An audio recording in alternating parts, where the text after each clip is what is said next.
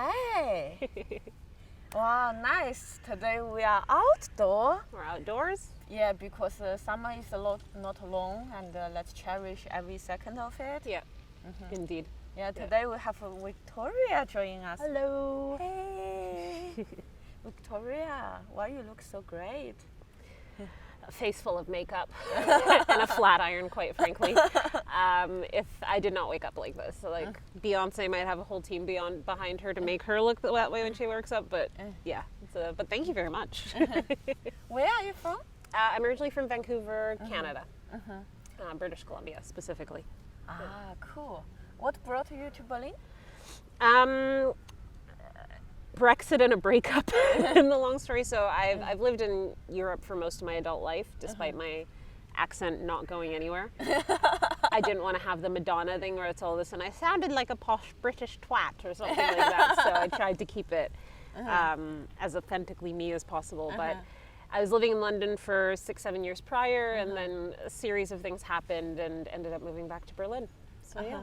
You said moving back to Berlin. Were you in Berlin before? Yeah, I was. I lived here between 2009 and 2012, the first time. Fuck. You are one of the early settlers. One of the OGs, the OG like foreigners. This might be why I explain why I speak German, because there was no options. Like, How 10 much years ago. rent do you pay at that time? Oh God, I actually lived in an apartment not far from here, and it was 60 square meters, and all in, my partner and I paid €500 a month. Oh. Beautiful hardwood floors, Altbau balcony, like it wasn't a big flat, but it was still like, and at that time €500 was like, whew, that's on the pricier side for a 60 square meter flat. Like if you look hard enough, you can still get something in Mitte that's 90 square meters for the same price. And Wow. Yeah, times have changed. Yeah. So, you talk about breakup. Yeah. So I want to ask you, what feels more difficult, make you more regret? Break up from your relationship or move out from that 60 square meter apartment? In retrospect, probably the 60 square meter apartment in some ways, because Berlin rent contracts can go on for as long as you can, even relationships don't. Yeah. But actually, I'm really happy with where I live. I just wish I'd found it 10 years ago, so it also would have been €600, because now I pay more than double. But yeah. Cool. We do comedy together, so that's how That's I how we met met. you. Yeah. I would like to ask, how did you start to do comedy? Oh God. Actually, it was one of the comics. I went to see a show from Sunny, and I went with a friend of mine, and then we were with Justin and Zahid and Deo, and I think I was just joking around and talking after the comedy show at like a pub or a bar, and even a Späti actually. I don't even think it was a bar. I think that, I don't know why we ended up at a Späti, like this ridiculous. Because comedians are poor, they don't. Yeah, that's probably why. We ended up having a couple of like Späti beers, and I was just talking about my life or making jokes, and Zahid actually goes, you should go into comedy. You should go just do a 5-minute set, get into stand-up. And then Deo was super supportive. He's like, yeah, I'll send you the links on English comedy. And so that's how I got into it. And I did my first set, actually, semi-a-lie. So 10 years ago, the first time I lived in Berlin, I was not funny. Because what I realized about comedy is it has to be something that people can relate to and that they understand. And when I first tried comedy, I talked about being from Vancouver and tried to do yoga on stage, which 10 years ago in Berlin, it was like hippieville. You are behind. Ahead of the I was a little bit too ahead of the gentrification curve at that time, so no one got the humor and no one got the joke. And also Vancouver is just such a distant reality from Berlin that I'd like to think that maybe it would have killed with the Vancouver audience, but definitely didn't with a hippie Berlin where you pay 68 cents for a beer at the time. So yeah, it was a challenge. But then I did my first set in this round of doing comedy back in 2019 in London. It was quite funny. I was there for a work trip, and then a couple of my colleagues were there. I had some friends having lived in the city before, and one of my friends had actually come as well from Germany. So I had 10 people in the audience. I'd like to think in the past 2 years I've gotten much better. I hope so. But I think it's also just figuring out what your voice is and figuring out how to react in certain situations. And actually, that's what I love about comedy is for my day job. I talk, I present, I'm a salesperson, and that's the position I work in. So that comes naturally, but actually some of the feedback that you have comparatively in normal work conversations to, let's say, something like comedy is, with comedy, you don't get that kind of verbal response other than laughter. So you really have to gauge what people are they picking down what are they picking up what you're putting down type thing. Yeah, that's true. Yeah. How do you feel after your first the first round you did comedy? What's the feeling? I think there's and maybe this is something that I would ask you as well, is I think when you start to go into it, or you think, okay, I'm going to give this a try, you start telling your friends stories to gauge their reaction and the response. But because they know you as a person and they know the context more, they'll find different things funny. So I think the most throwing thing about the first time I did comedy was things that I expected to actually kill just didn't. But of course, with the positioning and the fact that the audience doesn't know who I am or have a sense of who I am as a person, it just wasn't funny comparatively. So it is a very interesting thing to have also done it in London now and in Berlin, because in London you obviously have more native English speakers. There's a different kind of humor and a cadence also to British comedy, whereas in the Berlin scene it's much more international. You do lose some audience members with terminology. I talk fast, and I don't even talk as fast as I could in living here. So yeah, that's kind of the gauge of figuring out the level, so to speak. And is it something you feel one day you really do it, or as professional, or you see yourself more like a hobby comedian? I don't know. This is kind of like my serendipitous, slightly ADHD attitude towards most things is like, let's see how far this goes. Let's see I hope people find me funny. I hope I can build on it, etc. I've got a pretty full life, hence the comment about being a bit ADHD and I think I've self-diagnosed myself in COVID because I felt so bored and been like, I'm going to become a fitness trainer, I'm going to do more comedy, and I don't know what I'm doing anymore. Have you ever get diagnosed? No, but my mom probably should have gotten me. Like, there's a lot of things when I think about having ADHD as a kid that would have made a lot of sense. Like the hyperactive imagination, some of the ups and downs that you experience from a mood perspective. Never diagnosed, but now I'm self-diagnosing because it's COVID and all I have time to do is read WebMD. So, So after you self-diagnose yourself, did you think about go to see a doctor to see if they diagnose you? Or? Yeah, I've thought about psychiatrists and stuff. So maybe for history context, is I've struggled with things like anxiety and depression in the past, and it comes from a place of primarily low self-esteem and standard overachiever syndrome. And then you kind of, you put so much pressure on yourself that you feel like you're failing, even though you're not. And it's about sort of reframing that situation. So a few years ago, when I was still in London, I started going through a really, really bad phase. Was in a loving relationship, but with a lot of toxicity behind it as well. Yeah, I struggled a lot with depression and anxiety starting in about 2017. Have you been, were you diagnosed for it? Yeah, and I still take antidepressants to this day, relatively low dose comparatively. But and I think this is also something around the stigma of mental health, is you feel like you need to power through. And it took me a long time to accept that actually medication could be a useful tool in clarifying thoughts and emotions and feeling. And I think especially when you suffer with depression and anxiety, what I find is I start to feel this really manic and nervous energy coursing through my body. Like I just feel like I'm on edge at any given moment. Like, you know, watching a sad video on TikTok will make me burst into tears for several hours. And I think that this is the balancing act of it all as well. Something, when did you realize that you need help?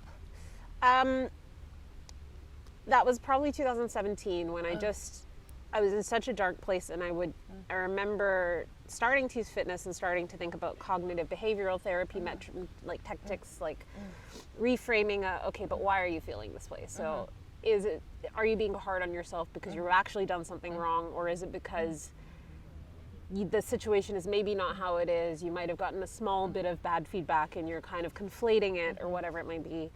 And so for me in 2017, that was really the trigger moment. And there were things in fitness where fitness releases endorphins, it makes you happy. And I remember always feeling super confident, but then like going into this pit of like despair not long after, and actually realizing that, okay, I'm trying with the techniques that I've learned from cognitive behavioral therapy. I'm trying with like fitness to, you know, keep moving, don't sink into my depression, and it still wasn't working. So at that stage, and being quite open and transparent, I also had thoughts of self-harm at times. And having talked with my doctor, it was just a very logical next step to try medication and more therapy, which is something that has helped. And that's when you decide to try medication. Yeah. But before that, is there a period that you feel you don't know what you have? Is there like a clicking point? You say, oh, I think I'm depressed. So it was actually when I was a teenager. Again, classic overachiever syndrome, as we sort of discussed, and just getting into so much pressure and anxiety, and, you know, to the credit of my family, recognizing that I needed support and help in this. And so to have conversations with professionals and really learn the tools to kind of cope. And for a long time it was fine, but I think it was a compounding number of things that happened in 2017, specifically around being unhappy in my job, being unhappy in my relationship, being unhappy about, you know, my personal being and what I've accomplished and stuff. And so when was it? 2017? 2017. In the winter or summer? All year. It was a 4 seasons celebration. So so it was all of these different things that sort of kind of compounded how I felt about everything. And it is also a bit of a vicious cycle, because when you end up with these moments of high depression or high anxiety, it's not being able to isolate or compartmentalize that one part of your life is difficult, but actually other things are good. Everything is difficult at that moment. So, yeah. I was also suicidal in 2017. Crazy. Yeah, but I got help. I start to take antidepressant, going to see therapy, took some time off. Yeah. There's up and downs, but For overall sure. it's getting much better. Exactly, and I think that this is also sometimes the thing about mental health journeys, all in all, is that what people forget is that it's not one and done. You know, it's not like you get a disease or you get an injured part of your body and there is a healing period and then you're fixed. It's sort of a lifelong thing that you're always going to have to find balances, and you're always going to be put in different situations that will cause you stress or anxiety or depression as humans. And recognizing that there are going to be these moments is important and impactful in so many ways as well. You talk about 2017 relationship issues, and you also talk about during COVID you had like a breakup. So is it the same relationship? No, I didn't really have a breakup in COVID. COVID has actually had, I Googled, Moni, whether my hymen could grow back during COVID, because that's how little action I've had over the time. What do you grow back? Your hymen, so like your virginity can grow back. It can't, is the answer, but that's how little action I've had over the past 18 months that I thought maybe there's a chance it could grow back. No, the relationship I was in was a really long one, so we were together for about 8 years. And I think should I tell the full story? Whatever you feel comfortable. I'm happy to tell the full story if we have the time. So 2017, and bearing in mind, like, for everything that I was going through, to his credit, he put up with a lot during that year of like emotional breakdowns. Mike's still good? Full-on emotional breakdowns and I wasn't in a good place. So, and we had other things within our relationship about values, what we wanted long term, money, all of these different things kind of compounded the relationship. We were quite different people. We actually met here in Berlin the first time around. Like, if you saw us together, you'd be very confused as to the fact that we're a couple. Like, he's from a small village in West Germany and a complete nerd and loves sci-fi, and I'm me. And that's all I can really say about it. So we'd had our fair shares of ups and downs over the year, but that's really kind of the tipping point. And throughout this, and it's funny because in October of that year is when I started taking serotonin inhibitors and antidepressants, etc. And when you first start going on the medication, your normal level of human reaction drastically changes as well. So you kind of, and this is just because of the chemical balance and your body interacting with the medication, is that for me, it just meant that it became very difficult to have normal emotions in some ways, especially ones of sadness and anger. And the reason I say this is because basically in December, one morning he came home. We have a small dog that we shared. The dog is now with me. I took full custody. But he was like, I need to walk Pepper. I need to walk Pepper. And then I was like, okay, this is weird. He always whines at 8 a.m. We ignore it for like an hour, and then we walk him at like 9 or 10. Because that's what you do as a dog owner as well. You're like, do I really need to take you out? Yeah, you're fine. You want to walk, but you don't need it yet. I love my dog. Please don't report me to animal cruelty. But yeah, it is it was a situation. Then he kind of used it, and then he came back. I guess he talked himself up outside, and he came back and he told me he'd met somebody.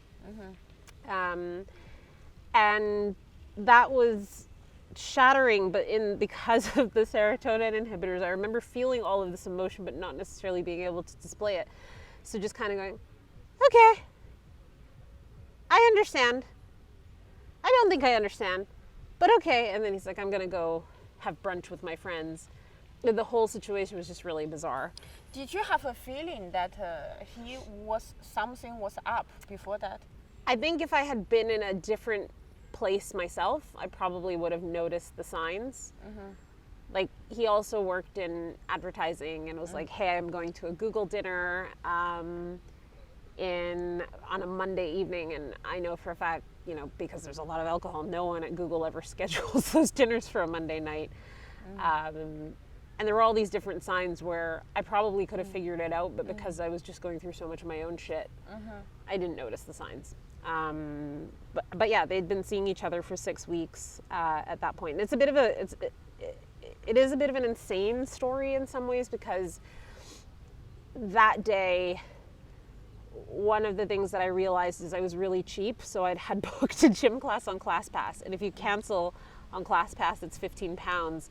And I was just laying in bed, and I was like, well, I should go to the gym class so I don't lose £15. Like, in the scheme of things, it's such a nominal amount, but for some reason I was really hyper-focused on that. So I called my best friend, and I was like, Henning broke up with me. Do you want to go to this ClassPass class with me? She's like, what the fuck? And she's like, yes. And so she met, and then we did this class, and then another friend joined, and the other friend and I ended up having like 2 bottles of wine in the space of 45 minutes, and I get a call from my ex. And I think he's a very much if you have fight, flight, or freeze, in most situations I'm fight, he's flight. And I think at that point he kind of realized that maybe he'd made a mistake. And so he called me and was like, I think I made a mistake. I think we should try this again. And I was drunk and apoplectic at this point. So I was like, what the fuck are you talking about? You just broke up with me 4 hours ago, and now you're saying that you made a mistake. I'll see you at home. We didn't really agree on a time and place, and so what I ended up doing is going to meet friends for more alcohol, because that's logical, especially taking antidepressants. And eventually went home, eventually fell asleep. He didn't come home that night. And then on the Sunday morning, he came home and was like, okay, we need to talk. And I was like, yes, but I booked us tickets to the Winston Churchill War Museum. And that was odd, and I'm pretty sure I will go down in the history as like the crazy person who looks like she was moved by Winston Churchill's like war efforts in World War II, walking around this bunker just sobbing, not because of like anything to do with the history that was on the wall, of course, but because of everything that was going on with the breakup. And that evening we said, okay, we'll try, we need more open communication. I said to him, you need to cut contact with this girl. He assured me yes. And then the next day, I guess, when he went to break contact with her, she'd figured out that he had another girlfriend, courtesy of 2 Facebook accounts. And she reached out to me to basically tell me everything that had happened. Which, in retrospect, I kind of wonder these situations, and I oscillate back and forth between how I feel about it. Like, yes, there is this liberating sense of, okay, you are helping a person realize that the person she's with is not in the right place, but it is also blowing up somebody's life who you don't know. Like, if, let's say we were, if I was in a position where I thought we were happily married, like I said, I recognize that in our relationship we had challenges, but how do you know that you're not causing more harm than good by telling somebody this? But again, because of the serotonin inhibitors, and I'm back to sobriety, is that my emotional levels start to go to this almost semi-robotic thing. And I just have this very inquisitive, I need to understand, I need to know, I need to dissect nature, which a lot of people are often surprised about me because I talk a lot, so they just assume that I take things at face value, but I don't. And she and I met for a drink. It turned into 3 bottles of wine. And when I came back from the bathroom at one point, she ordered herself a shot of tequila. Rude, without me. And that evening, I drank maybe 3/4 of one bottle, and she drank the rest. What kind of mood was it like? It was weird because, like I said, because of the serotonin inhibitors and because of because of the whole situation all in all, it was just a bit bizarre. What's the conversation like? She was super emotional, and it was this weird thing of, it almost felt like she was treating me like a mate in that moment. Of being like, oh my God, we were so in love, and this happened, and how could he, and da-da-da. And it's like, hold on. You were together for 6 weeks. I was together for him for 7 years at this point. So one of us has put in a lot more jail time than the other in this relationship, and sort of seen the best and the worst. And there was also like a lot of naivete on her part. I don't know whether it's just because she didn't want to see it, or she didn't genuinely see it. But for example, he lied to her about the fact that his mother had broken her arm and he had to fly to Germany for a week and stuff.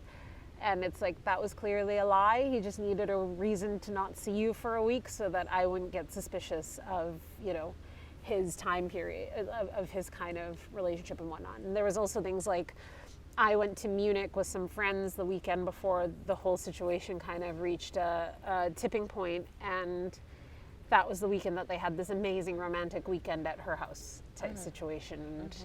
And she'd asked to see his place, and it was too difficult with a roommate or something, and kind of these things where clearly for both of us there were things that maybe we just didn't want to see, but they happened, and yeah, so.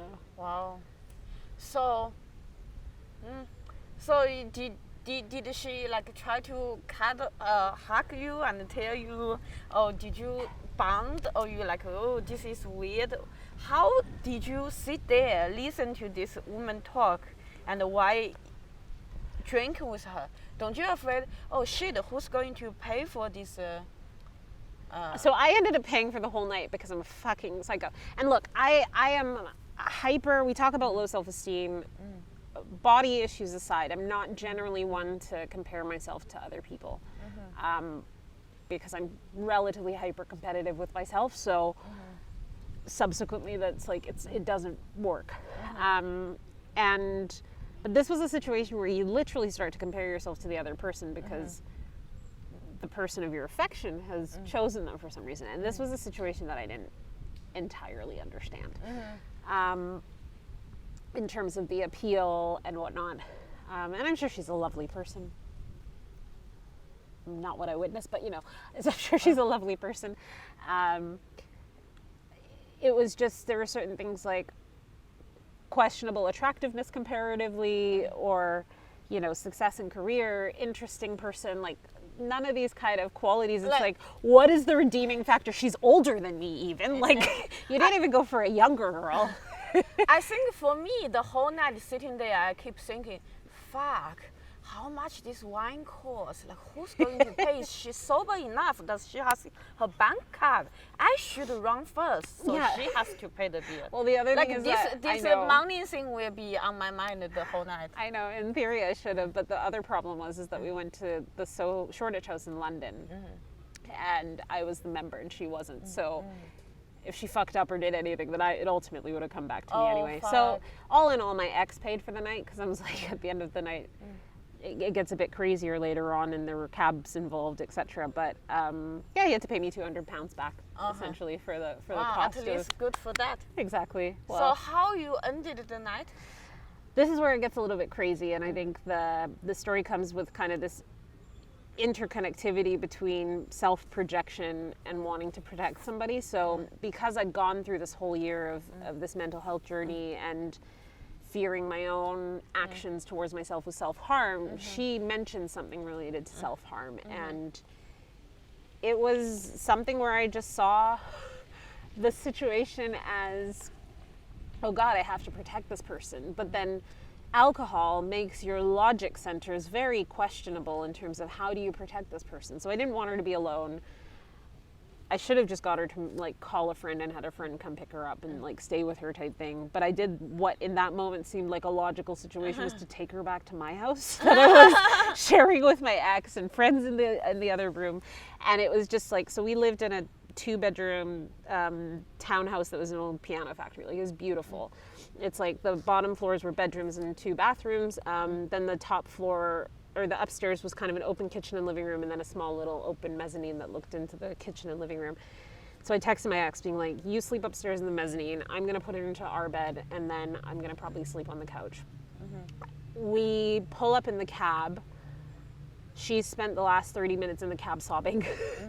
I'm texting him saying we're on our way, etc. And I think that's the moment that she realized how much of what he'd been telling her was a lie, because she sort of started crying even more hysterically as we approached the door, because she realized, I think, we had a life together. Like, we had a home, and it wasn't just a shit relationship where we were living in squalor. It was like an actual nice life.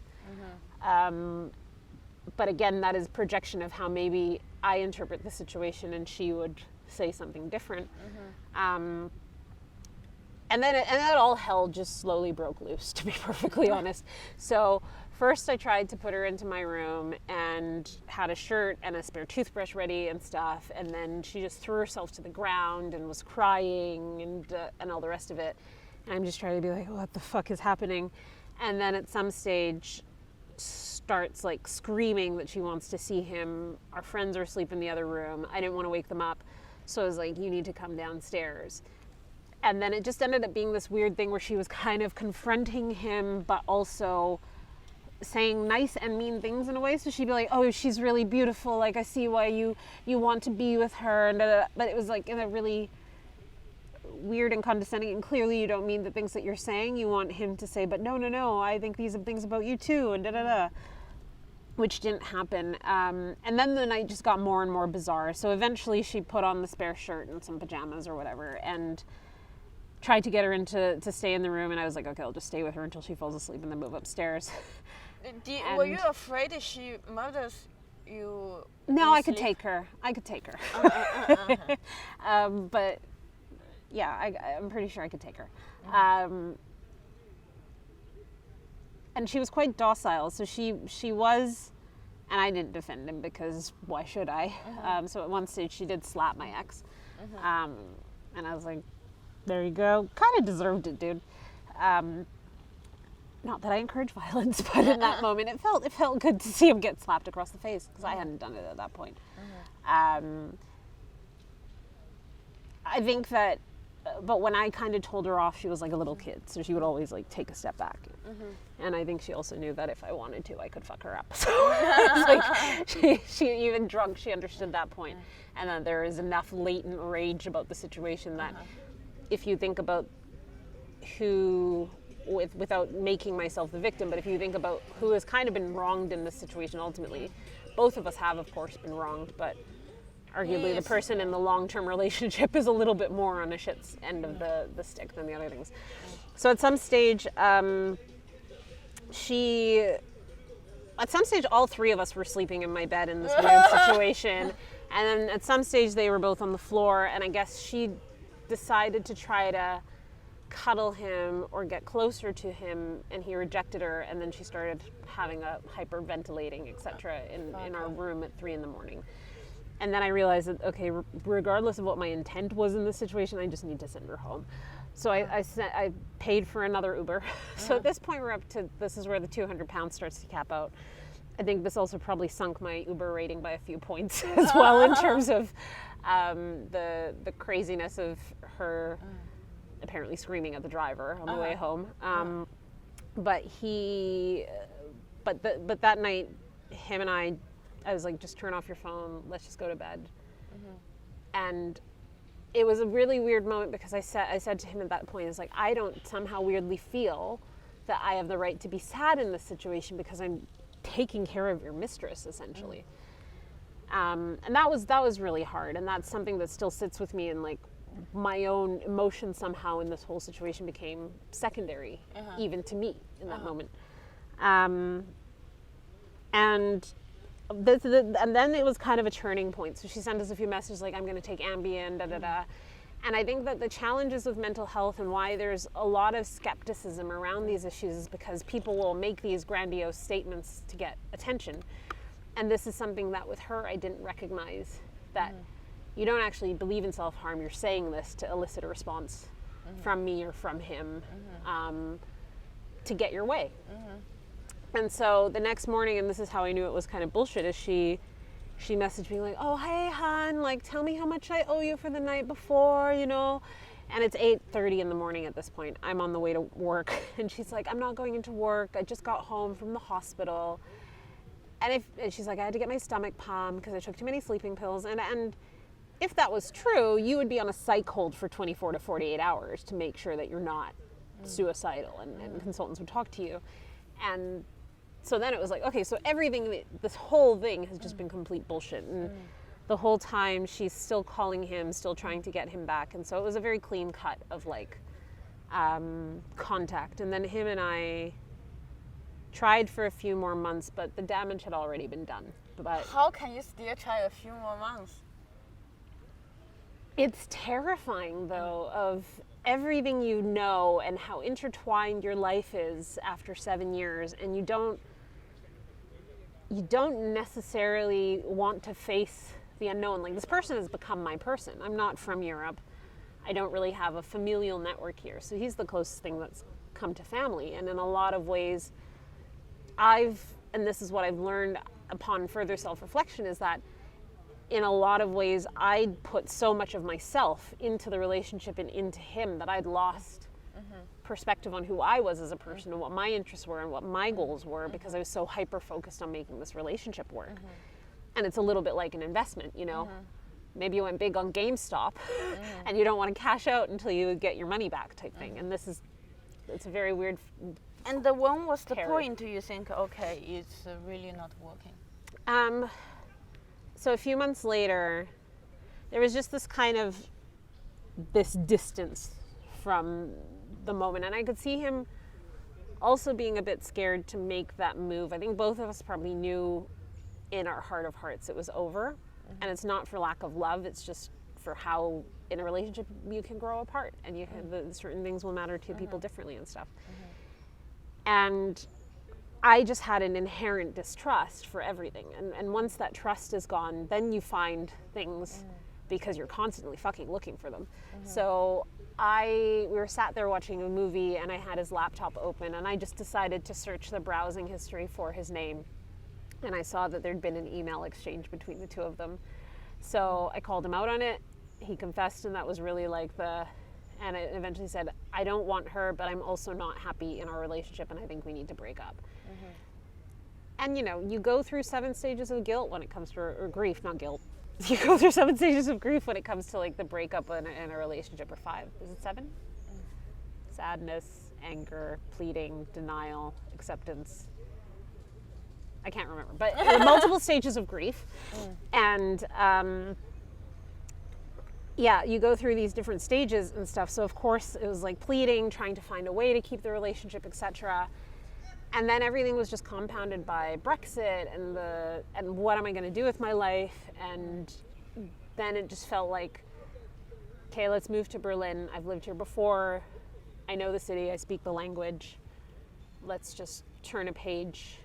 And it was a bit of a choice that sort of, I didn't necessarily feel I had my own agency in a lot of the situation to make that choice. It was sort of a forced decision, but in a lot of ways it was a good decision. And the thing that I take away from it is that the first time I lived in Berlin, I met my ex and I learned how to love somebody else romantically, like really love somebody else romantically for the first time in my life.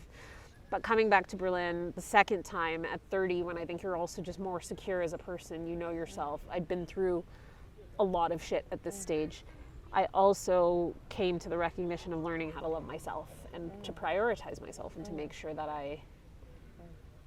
I was in touch with what I wanted to do, and in a lot of ways I've grown as a person, and the breakup is probably one of the best things that's happened to me. In a weird way, even though it was one of the hardest things, it was also probably one of the best things. I have a question. Like, do you feel like, regarding the amount of pain you are through, you think in an alternative reality, if that day he come home tell you he wants to break up, then he pack his stuff and leave and never talk with you ever, and the actual reality, you think which one is easier for you to get it over, to really know it's over? In a weird way, how it happened in the reality perspective. I think that, I'm going to be honest, we've, over the past 3 years since we've broken up, so officially we broke up in May of 2018. In the past 3 years since we've been broken up, we've still slept together a few times.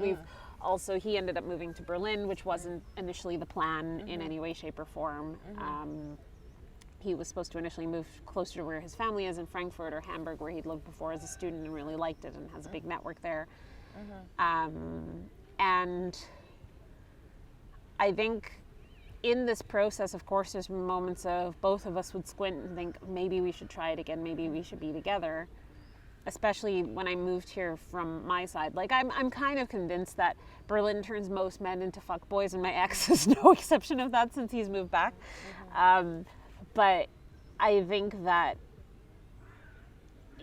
in that situation and in the kind of evolution, what I've also realized is that being able to see him and also recognizing my own behaviors, it's like, actually, I don't like who I am as a person when I'm around you. And it's not drastic changes. I don't drastically change my personality, but I know that I make myself smaller. So for example, in our careers, there was always a significant enough earning gap between the two of us. And at times I would feel conscious about going for a higher salary because of the perception of potentially emasculating him. And even though he says, you know, it didn't really matter, I always wanted you to earn money because it means that there's also more comfortable lifestyles, etc. I think in some ways there were also things where he just wouldn't bring me to drinks with colleagues because I would take up too much of the airspace or the focus away from him as an individual. So there were these kind of balancing things from that perspective where I think there was a bit of a takeaway on that side. Yeah. And how it feels like to sleep with an ex? Because for me, if I picture this, it's like it's weird. And I even talk about this in comedy, how it's a little bit like Pavlov's dog. Like, they know how to make you come. They know how, like, your body, there's like this chemistry and this physical connection, but also it's like, especially at the beginning, there were just quite emotional moments where afterwards I just burst out in tears. And then you associate orgasm with crying, and it's really not healthy. Like, at least for the beginning part. Do you feel it's good for you, like mental health? No, in retrospect, I probably should have had like a lock and key on my vagina whenever I was around him. Or just no contact. Or no contact, yeah, exactly. But I think it was hard for me to let go, because going back to the point about being an overachiever is in a lot of the ways the end of the relationship, even though it was ultimately for the best, was still in my mind a bit of a failure. And I know that is entirely the wrong way to view it. But so there's always this kind of fighter element of, no, we can still fix it. We can still make it work. And sex is a part of that, obviously. Okay, so part of you still wanted to see if it can work somehow. Of course. And it's like, and then coming back to the city where we met, where we fell in love, there's so many moments. As I mentioned, even our shared apartment together, the first apartment that we had together was around the corner. There's so many of these shared moments that we had. So of course it's kind of these natural reminders. But now I just feel like I sound like a sad loser. I was sleeping with other people in between. It's not that I was just waiting around for my ex. How do you feel about cheating? Like for me, I think if there's a different type of cheating, right? Like there's somehow they didn't work with boundaries, and maybe a friend or maybe a colleague went a little bit too far, and they develop feelings, sleep together. Or there's another, maybe just go to a nightclub, meet someone, have sex, or actually go out dating and like a fake profile and a fake life and get laid and have a fake relationship. I think the last one is the worst one. And that's what it was. Yeah. And it's, you're absolutely right in that sense. And I think that that goes back to the thing about distrust and that balance of, can I learn to trust you again? Because we have this thing that we've built for 7 years. The answer is pretty much always going to be no. Yeah. Like, I think if something happened like the first 2 scenarios, I think it's still fixable. Yeah. Like, just what's the rules from now? How to prevent you are get a little bit too far? How to stay distant before things happen? But the last scenario is like you just wanted it, and you wanted it. Yeah. And I think in those scenarios, when somebody is doing that, I have 2 theories. I think one, it's a power dynamic for both men and women to flex their control over a relationship. And I think the other thing, and this was the case in our relationship, is that he really used it to precipitate the breakup. And he really used it to, because afterwards it's not that he ended up dating this girl even for a longer period, when, even though they had contact afterwards, he was using the cheating and the whole having this emotional connection, because we also had an open relationship at points. And for me, sex is quite physical. It's not something that has to have emotion tied to it. It can just be a one-off, but there are rules. And I think that part of the challenge around cheating is not the actual act of sex, because that's only a few minutes. It's how being perceived. Exactly, and it's the duplicitous nature and the undermining of that trust, and that what has been promised in a kind of contractual way sounds very legal, but like what has been the understanding between the two of you, and how has that cheating then violated that understanding? This is like a very mental. It's not about the sex itself, but about trying to live another reality to see if this reality can work out. Especially in the long-term scope of things. And like with this girl, he would say, I think you're kind of like my girlfriend, or I'm telling my mom about you. And he didn't, because that would be insane if he's like, oh, there's this girl Lucy and there's Vic. And it's quite funny. I still have a good relationship with his mother, to the point where I still see her a couple times a year and stuff. And she's an amazing woman.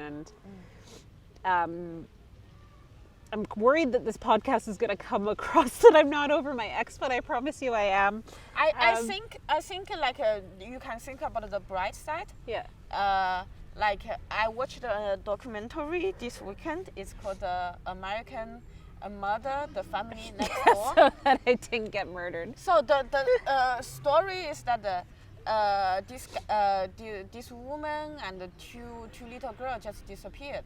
Yeah. And turns out it's the husband who murdered her, and how stupid you are. He had an affair while she was on travel and fall in love with this girl crazily for 6 weeks, and as soon as his wife came home, she needs to leave again for a business trip, and leaving him to take care of the 2 children.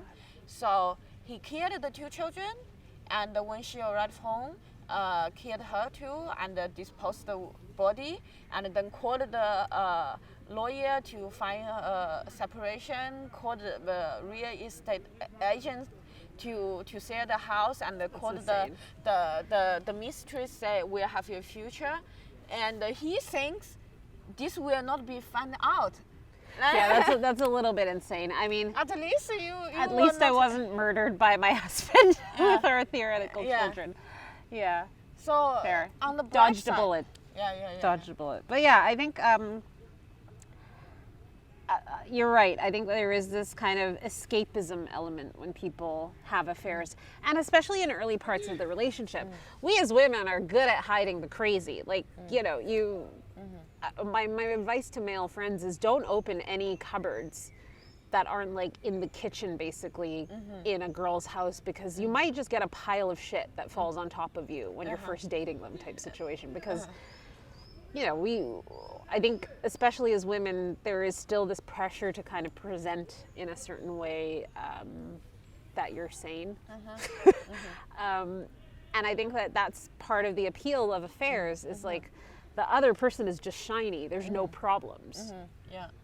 So of course, when you're comparing it to like the problems that you have in your current relationship with this new shiny thing where everything is nice and fun and light and breezy, of course one feels like much better than the other. But you also don't know how it's gonna. I think it's also from your ex situation. I feel like he is not honest with himself, and he's not mature enough.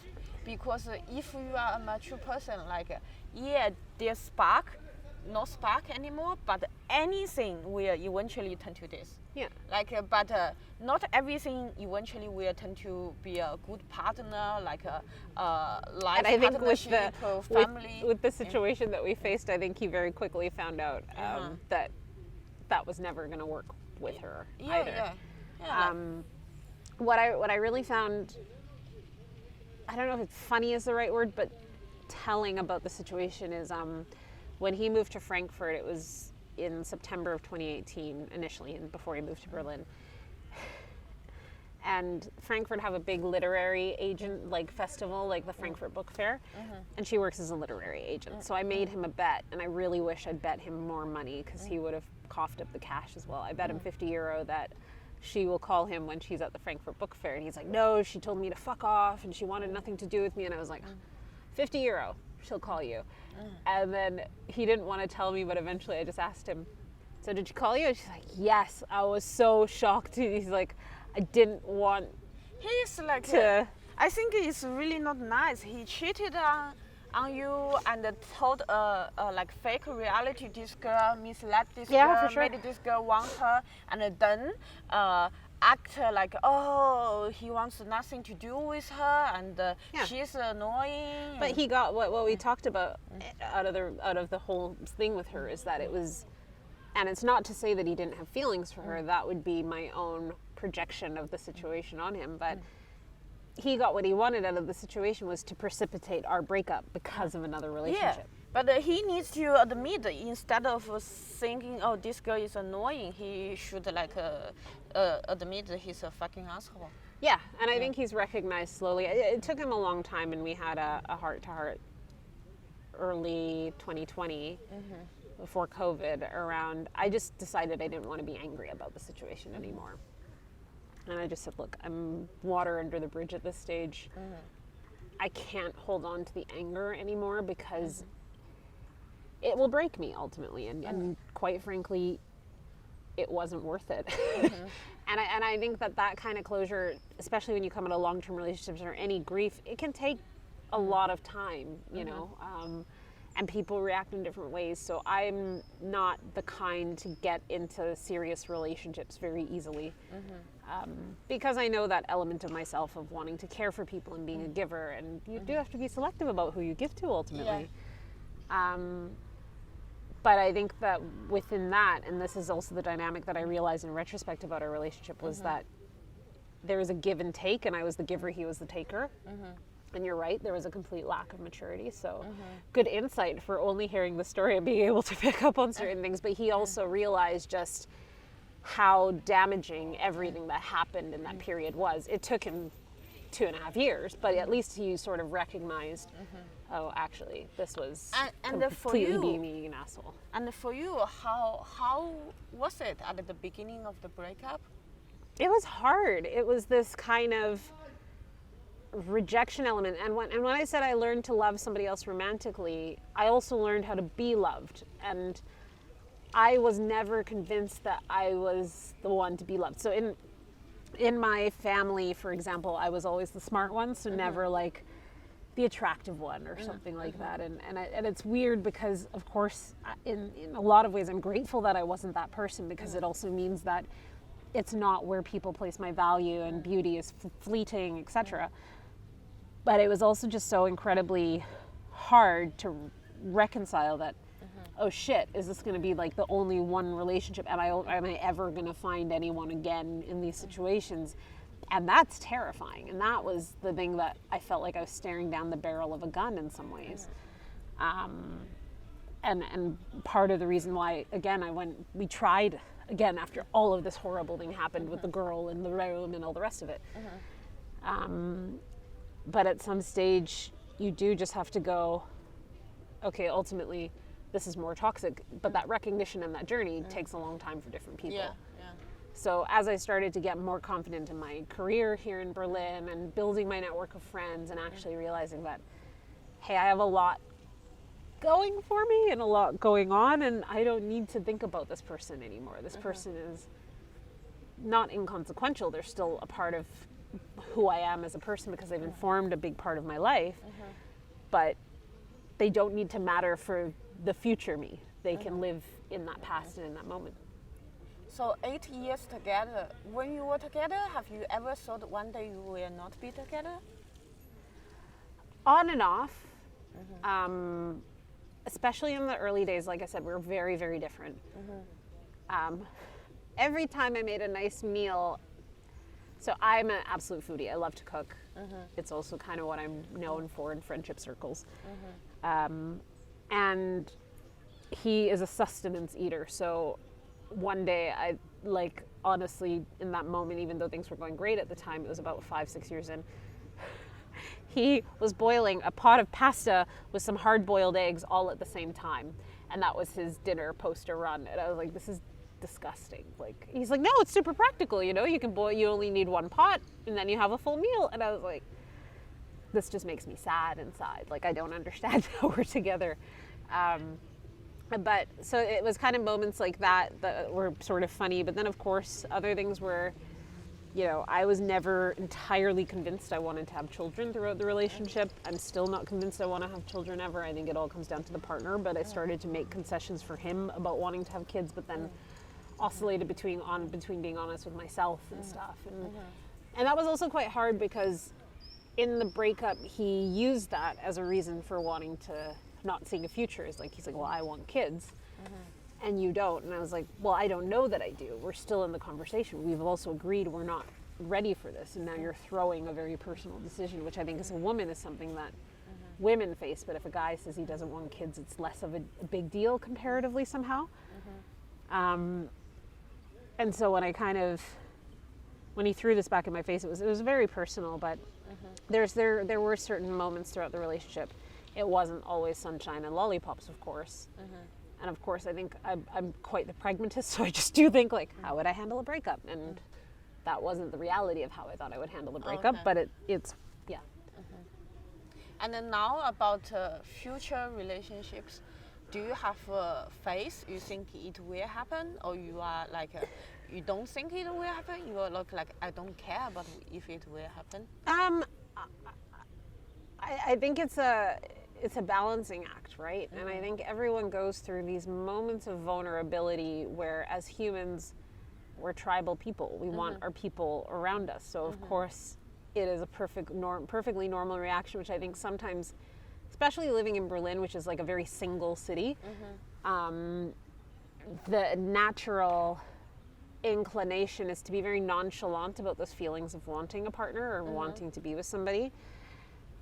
And I would like to find a partner, but I also think it comes with the caveat that I know who I am much more than I did at the start of my last relationship. I know what my interests are and what my values are, and I think it makes me, or I like to think it makes me better as a person and as a partner. And what I think everyone needs to think about is like, are you stronger together as a couple than the sum of your parts? Meaning that, you know, you might complement each other. One's good at woodworking, one's good at cooking, but how well do you actually support each other to also grow? And I think that that's important for me from a future relationships perspective. Got any friends? Comedians? No. They're all too short. Francesco. I think I met Francesco. You never met Francesco? Oh, cool. Like, he's very tall. There we go. Yeah, let's go There we meet go. Francesco. Yeah. So, Sup, Francesco. so how about you talked? We talked extensively about this breakup. Yeah. So in general, how's your mental health going right now? And also from past, like, is it always up and down, or do you have more? Do you think you can it get controlled for a long time, like to be stable? Or? Yeah, I think there's kind of three categories I would largely bucket people's lives in. So, and it's almost this mild equilibrium and balance that you need to have in some ways. So you have romantic relationships or relationships with friends, just relationships in general. That's one bucket. Then you usually have something career, studying, kind of progression in your life, and then sort of a general bucket about hobbies, general life balance. And I think part of the challenge we have within, I'm going to go out on a limb and say you're a millennial. Yeah. Part of the challenge we have as a millennial generation is that we are inundated with things from Instagram that celebrate all the successes of different people without actually showcasing all the graft and the hard work that they have to do. So if you think about comedians, even the likes of, you know, Kevin Hart, they've started on shitty open mic stages, getting in as many shows as they can to test the material, build it up, and then started touring and building the audience and that repertoire, etc. But we only see the end when he's in a feature-length film with The Rock. And so I think in that sense, there's always this balancing act. And at the moment, if I'm honest, I struggle some with kind of career things. And that feels like a big question mark, because also with our careers and our work life, it takes up so much of our time that, of course, it can be a very catalyst factor as to how you then view other situations in your life. But one thing I think that the past 4 years have really taught me is being very cognizant of why I'm feeling that way, and also knowing that learning how to assess that this one area is difficult, but also it doesn't need to define all of the other areas in your life. So yes, I might be unhappy with my work situation, and it's true my love life isn't exactly as like hot and spicy as I'd like it to be, but equally on the relationship side, I have great friends and I have a big network here in Berlin, and in general my life is pretty cool. You know, I have a lot of different hobbies and activities, and I think that part of the thing is that you can either sit in that bucket of despair or try to compartmentalize by focusing, even if it's temporarily, more on some of the other things.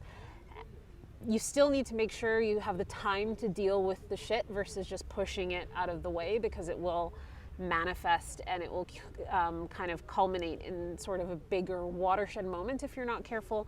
But I also think there's no harm in kind of compartmentalizing things and going, okay, there's this situation that is making me unhappy. I'm going to work on fixing it, but in the meantime, I'm also going to balance that work that I need to do with things that make me happy and the things that are actually satisfying.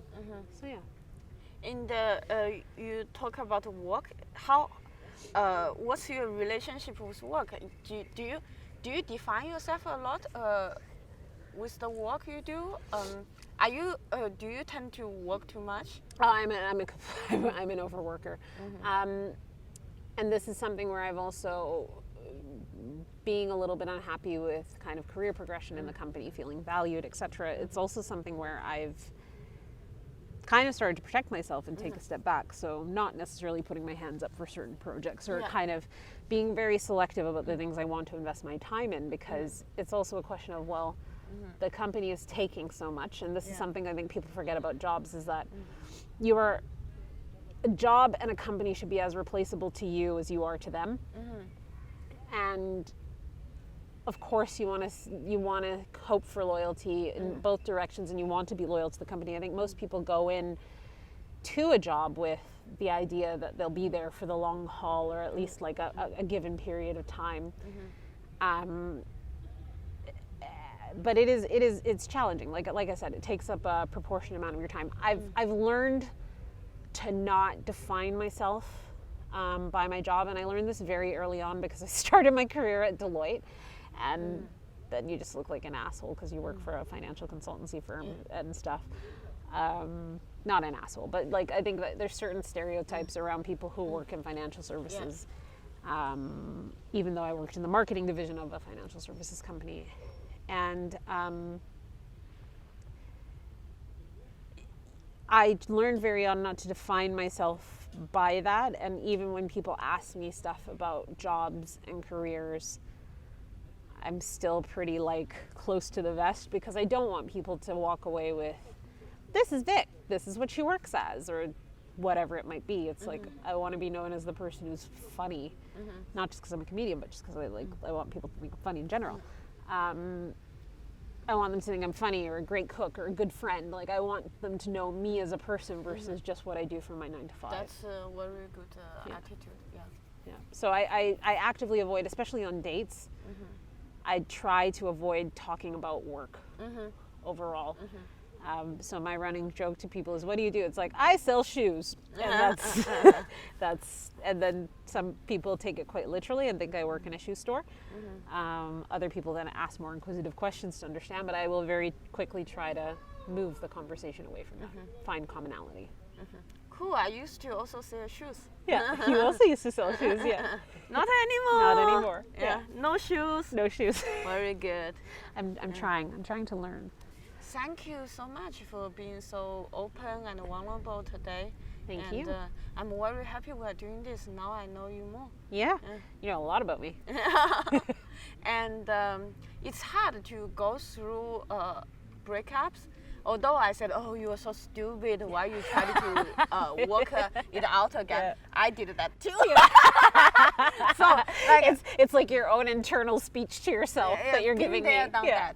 But well, yeah, it's a very, like I said, it's just the familiarity that we grasp onto. And I think a lot of times in breakups as well, it's not about the situation, it's about your own personal ego and that rejection element of, no one wants to feel rejected, especially by a long-term partner or even a partner for a period of time. So, do maybe some audience viewers who just been through some difficult times in relationship, don't know how to cope, as you just came out of this shithole, do you have something to tell them or share with them?